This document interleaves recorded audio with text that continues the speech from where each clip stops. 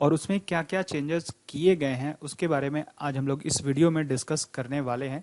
तो चलिए शुरू करते हैं यह आज का वीडियो। करीब 34 change after 34 long years, Bharat की जो शिक्षा नीति है उसमें 34 सालों के बाद परिवर्तन किया गया है। तो यह महत्वपूर्ण परिवर्तन इनमें क्या क्या है इसके बारे में इस वीडियो में हम लोग देखने वाले हैं। क्या क्या बदलाव किए गए हैं। तो केंद्रीय मंत्रिमंडल ने जो हमारी नई शिक्षा नीति है उसको मंजूरी दे दी है, ठीक है। फिर भारतीय अंतरिक्ष अनुसंधान संगठन जो इसरो के पूर्व अध्यक्ष थे के कस्तूरी रंगन, उनकी अध्यक्षता वाली समिति ने पिछले वर्ष जो मानव संसाधन विकास मंत्री थे रमेश पोखरियाल निशंक को शिक्षा नीति का मसौदा दिया था, ठीक है।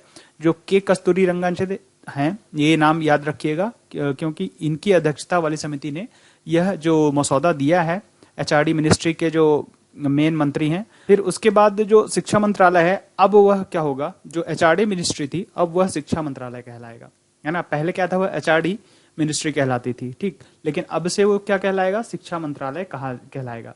तो शिक्षा और ज्ञान सीखने की प्रक्रिया पर ज्यादा जोर देने के लिए मानव संसाधन मंत्रालय जो है उसका नाम बदलकर अब क्या कर दिया गया है, शिक्षा मंत्रालय कर दिया गया। पहले यह एचआरडी मिनिस्ट्री कहलाती थी, ठीक। नई शिक्षा नीति जो है इसके तहत क्या होगा, मल्टी एंट्री और मल्टी एग्जिट, ठीक। मल्टीपल एंट्री और एग्जिट की बात कही गई है, ठीक, नई शिक्षा नीति में। यह मल्टीपल एंट्री और एग्जिट आखिर है क्या, इसके बारे में जानना बहुत ही इंपॉर्टेंट है।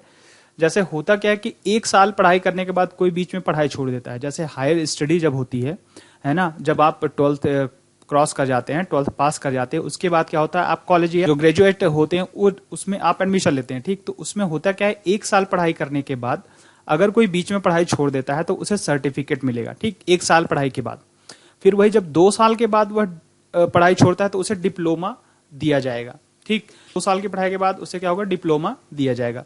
फिर होता क्या है कि अगर वह 3 साल या 4 साल की पढ़ाई पूरी करता है तो उसे डिग्री मिलेगी, ठीक। तो यह है मल्टीपल एंट्री और एग्जिट, यह बात इसमें जो नई शिक्षा नीति है उसमें कही गई है। फिर उसके बाद हम लोग देखते हैं पहली बार प्री प्राइमरी शिक्षा को शिक्षा प्रणाली का हिस्सा बनाया गया है। प्री प्राइमरी शिक्षा जो कि एलकेजी, नर्सरी, यूकेजी जो होती है इसे प्री प्राइमरी शिक्षा कहा जाता है, ठीक। तो इसमें इसकी जो बुक्स होंगी वह एनसीईआरटी जो है वह प्री प्राइमरी शिक्षा के लिए पाठ्यक्रम तैयार करेगा। यह पहली बार ऐसा हुआ है कि प्री प्राइमरी जो शिक्षा होती है उसे भी भारत की शिक्षा नीति में इंक्लूड किया गया है, ठीक। और इसके जो पाठ्यक्रम तैयार करेगा वह एनसीईआरटी तैयार करेगा, ठीक। फिर क्षेत्रीय भाषाओं को शिक्षा को बढ़ावा देने के मकसद से 8 प्रमुख क्षेत्रीय भाषाओं में ई कंटेंट तैयार करने की भी बात कही गई है, ठीक है। क्षेत्रीय भाषाओं को ज्यादा बढ़ावा दिया जाएगा। जैसे कि आप किसी लोकल पर्टिकुलर एरिया के हैं तो वहां जो भाषा बोली जाती है उसको भी शिक्षा में इंक्लूड किए जाने की बात कही गई है। फिर अगर कोई छात्र 1 या 2 साल बाद पढ़ाई छोड़ देता है तो उसका भी क्रेडिट डिजी लॉकर में सुरक्षित रहेगा। जैसे कि अभी मैंने स्नातक और ग्रेजुएट वाली बात कही, उसमें ऐसा दिया है कि 1-2 साल के बाद अगर कोई पढ़ाई छोड़ देता है फिर वो दोबारा पूरा करना चाहता है अपनी पढ़ाई को, तो वह उसका जो बाकी का पिछला डेटा था वह उसकी क्रेडिट डिजी लॉकर में रहेगा। उसके बाद वह उसके आगे से क्या कर सकता है, उस पढ़ाई को फिर आगे बढ़ा सकता है। यह भी व्यवस्था की जाएगी। फिर छात्रों को नए 3 या 4 साल के डिग्री प्रोग्राम का विकल्प भी दिया जाएगा। तो इसमें क्या होगा कि जो नौकरी के इच्छुक छात्र होंगे वह 3 साल के लिए, जबकि जो रिसर्च के लिए इच्छुक छात्र होंगे उन्हें 4 साल के डिग्री का विकल्प भी दिया जाएगा। ऐसा व्यवस्था की जाएगी जो राष्ट्रीय शिक्षा नीति है उसमें। फिर आगे देखते हैं कि एमफिल पाठ्यक्रमों को समाप्त किया जा रहा है। यह सरकार के द्वारा जो राष्ट्रीय शिक्षा नीति है उसमें बताया गया है। और साथ ही जो बोर्ड की परीक्षाएं, जो पिछला हमारा शिक्षा व्यवस्था थी उसमें क्या होती थी, बोर्ड की परीक्षाओं पे ज्यादा महत्व दिया जाता था, लेकिन अब यह नहीं होगा। विश्वविद्यालयों में प्रवेश के लिए संयुक्त प्रवेश परीक्षा का आयोजन होगा। जो यूनिवर्सिटीज में एंट्री होती है, यूनिवर्सिटी में एडमिशन होती है, उसके लिए संयुक्त प्रवेश परीक्षा का आयोजन भी किया जाएगा। स्कूल की शिक्षा और साक्षरता सचिव जो है उनका नाम है अनीता करवाल, ठीक। स्कूल की शिक्षा और साक्षरता सचिव हैं अनीता करवाल ने क्या कहा है कि अब जो यह शिक्षा नीति है उसमें बोर्ड परीक्षाओं को अनावश्यक महत्व नहीं दिया जाएगा, ठीक।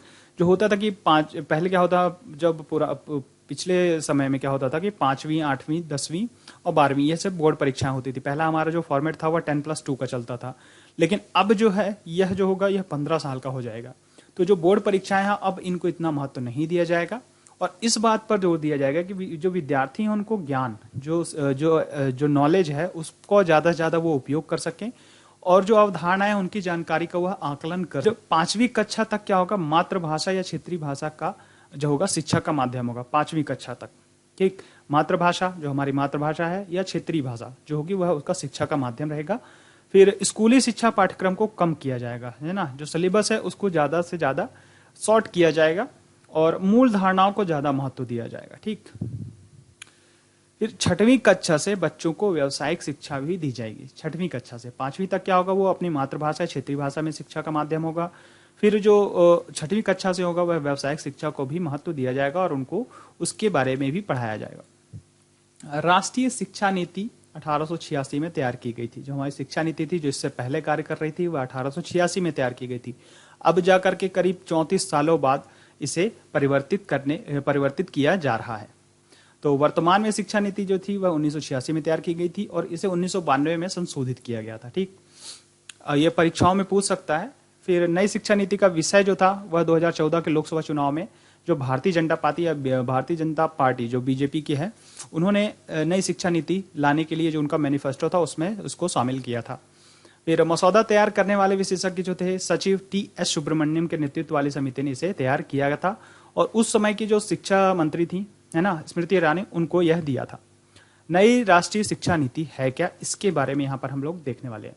फिर जो उच्च शिक्षा सचिव हैं अमित खरे, इन्होंने बताया कि इसका जो उद्देश्य होगा वह उच्च शिक्षा के क्षेत्र में सकल नामांकन दर को 2020 से 2035 तक 50% के स्तर पर पहुंचाना। अभी तक क्या होता है कि भारत में जो उच्च शिक्षा के क्षेत्र में सकल नामांकन दर है वह काफी नीचे है, लेकिन अब जब यह नई राष्ट्रीय शिक्षा नीति लागू हो जाएगी तब से 2020 से 35 के बीच में भारत में यह जो परसेंटेज है वह 50% के ऊपर चला जाएगा।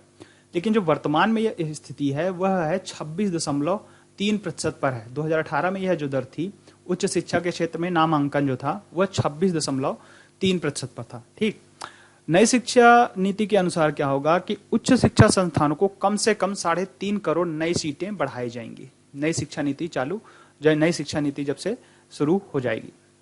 फिर ड्रॉप आउट्स को दोबारा एकीकरण और सर्वव्यापी शिक्षा का उद्देश्य भी सभी बच्चों को मुफ्त और जरूरी स्कूली शिक्षा देना अनिवार्य किया गया है, जो यह नई शिक्षा नीति में होगा। ड्रॉप आउट्स मतलब जो किसी कारण बस अपनी शिक्षा को पूर्ण नहीं कर पाए हैं या छोड़ दिए, फिर से एक नए रेगुलेशन के अंतर्गत फिर से उन्हें शिक्षा देने के लिए कार्य किया जाएगा इस शिक्षा नीति में। फिर 3 साल से लेकर के 18 साल तक की उम्र के वाले बच्चों को इसमें शामिल होंगे और 2030 तक इस लक्ष्य को पूरा किया जाएगा। ठीक, 3 साल से लेकर के 18 साल तक, मतलब अब जो हमारी नई शिक्षा नीति चलेगी वह 15 साल का एजुकेशन होगा। अभी भी चल रहा है, लेकिन आप देख रहे होंगे कि जो गवर्नमेंट है या केंद्रीय विद्यालय हैं यहाँ पर नर्सरी और एलकेजी इनकी पढ़ाई नहीं होती है, इनका सिलेबस जो होता है वह एनसीईआरटी तैयार नहीं करता है।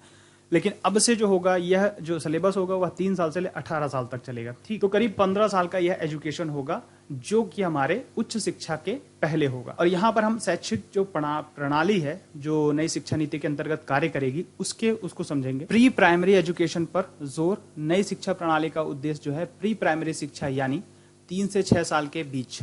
3 साल में हम नर्सरी होता है, फिर एलकेजी होता है, फिर यूकेजी होता है, 6 साल तक होता है। ठीक, फिर उसके बीच बच्चों को दी जाने वाली शिक्षा को 2025 तक सर्वव्यापी बनाया जाएगा, मतलब हर जगह यह सिस्टम को लागू किया जाएगा। ठीक, प्री प्राइमरी एजुकेशन या एलिमेंट्री स्कूल जिसे कहा जाता है। ठीक, तो 3 साल से 6 साल तक के बीच यह होगा। फिर न्यू वे क्या है, जो नया एजुकेशन सिस्टम होगा उसमें 3 साल से 18 साल तक बच्चों को 5+3+3+4, ठीक, इस डिजाइन में यह जो एक नया सिस्टम है इसके अंतर्गत पढ़ाई का एक नया माध्यम होगा।